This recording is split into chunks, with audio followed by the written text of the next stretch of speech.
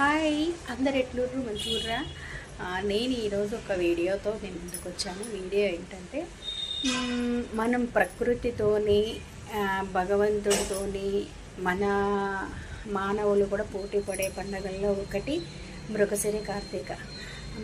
ఎందుకంటే మన మృగశిర కార్తీక నాడు అందరూ దానికి ఒక చరిత్ర ఉంది, కథ ఉంది, చెప్పాలంటే చాలా ఉంటుంది.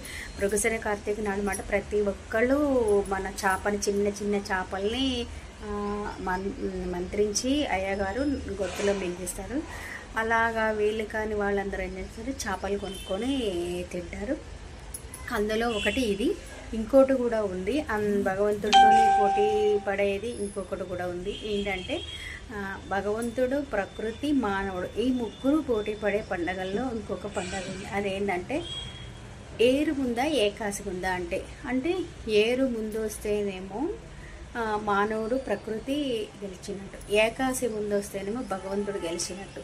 ఈ సంవత్సరం అయితే ఏరే ముందు అంటే వర్షాలు వచ్చినాయి కనుక ఏరు పారుతుంది కనుక ఏకాశే ముందు కంటే ఏరే ముందు వచ్చిందనమాట. ఇది రెండో పండగ. ఈ పండగల సందర్భంగా నేను ఒక వీడియో తీశాను, అది మృగశిర కార్తీక. ఆ మృగశిర కార్తీక కూడా కొంచెం స్టోరీ ఉంది, లాస్ట్లో చెప్తాను, వినండి.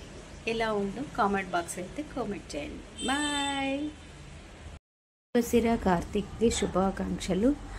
అందరూ ఈరోజు మృగశిర కార్తీక రోజున ఫిష్ తింటారు.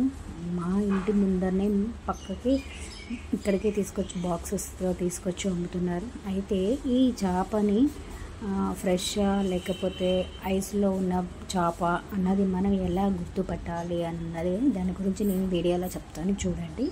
మృగశిర కార్తీక అయిపోయాక ఫిష్ ఫ్రెష్ అన్నది ఎలా గుర్తులు చెప్తాను.